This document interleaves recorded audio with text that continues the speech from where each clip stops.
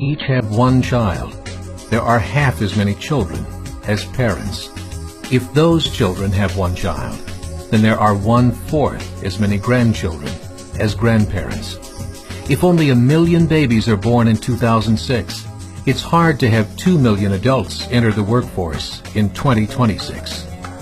As the population shrinks, so does the culture.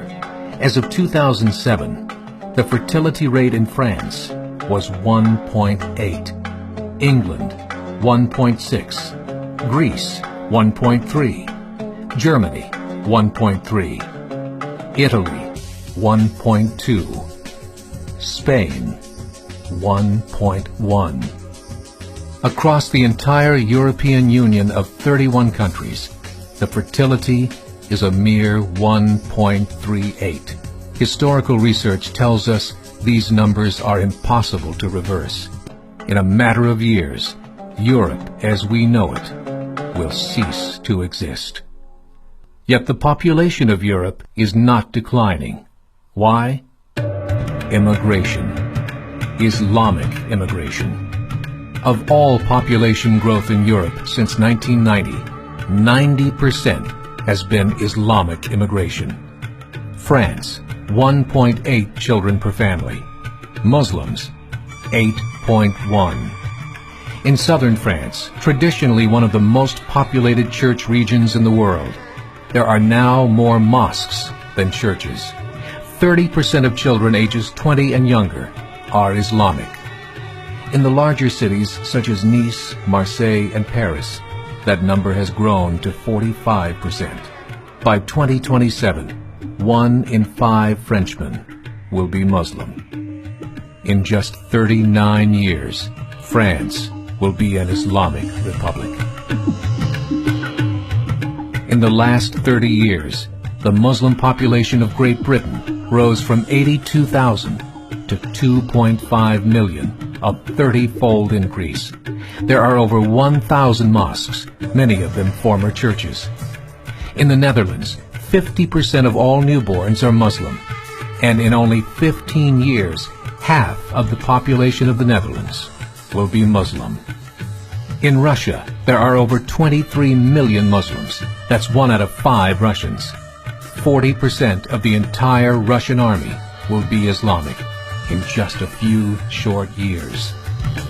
Currently in Belgium, 25% of the population and 50% of all newborns are Muslim.